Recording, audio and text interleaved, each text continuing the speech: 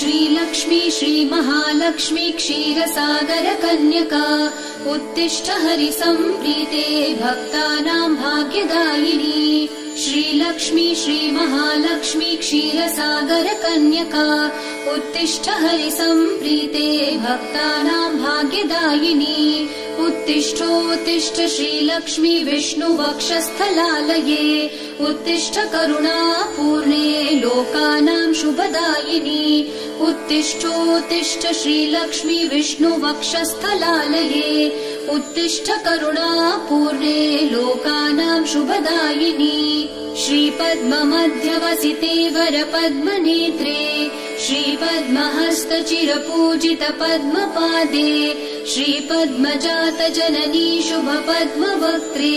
श्रीलक्ष्मी भक्तवरदे तव सुप्रभातम्।